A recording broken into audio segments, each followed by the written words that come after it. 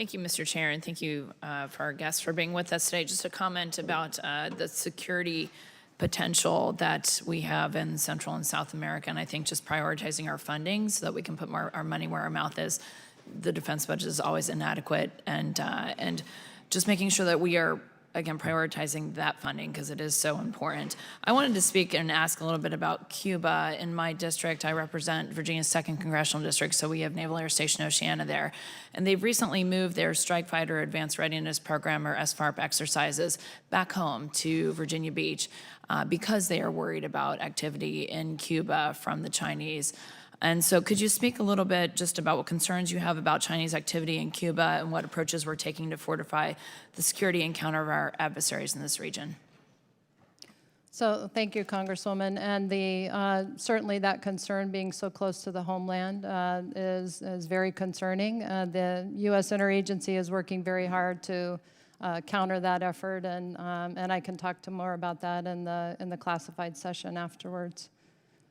Great, thank you. And then I also want to talk about Haiti a little bit, just because of the unrest, and maybe Ms. Zimmerman, you can answer the question, just with the recent news about the Prime Minister stepping down and understanding that we've increased our aid $300 million in addition to $33 million in humanitarian assistance going to that region, and then talks of sending perhaps military as well. So can you just speak to what is going on there? Is there a possibility of us sending our troops to that region? Absolutely. I'm happy to speak to that, Congresswoman. So the situation in Haiti remains obviously very tense, and the U.S. is participating in both its own efforts and also efforts in support of CARICOM and other allies with respect to Haiti. So in terms of a troop commitment of U.S. troops, we are talking there only about security augmentation for our embassy in Port-au-Prince. There isn't discussion of sending in our military, but we are in support of the MSS, the Multinational Security Support Mission for Haiti. This is the Kenyan-led mission to train and support the Haitian National Police. So there, the department has increased its funding from $100 million to $200 million in order to better support the logistics and sustainment aspects of that mission in order to get the mission fielded as soon as we can.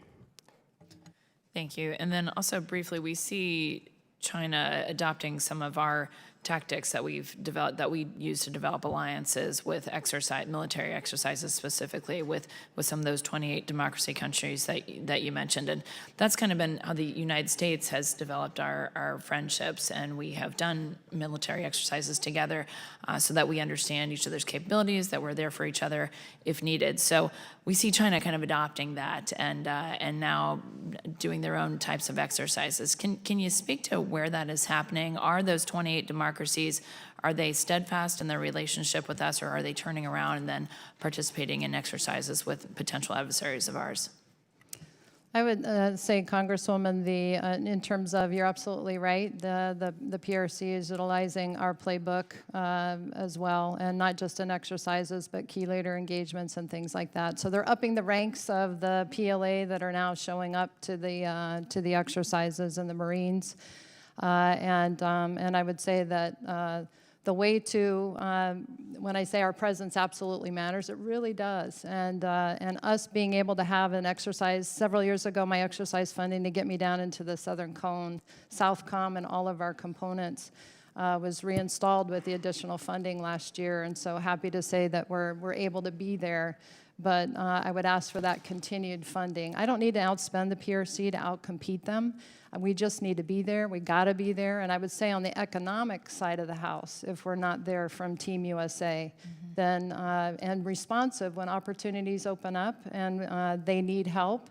If we can't help them, then they're going to look to whoever has the cash or the loans or things like that in order to fund what they need. Again, for the presidents that are in the seat for a very short term of 4 years.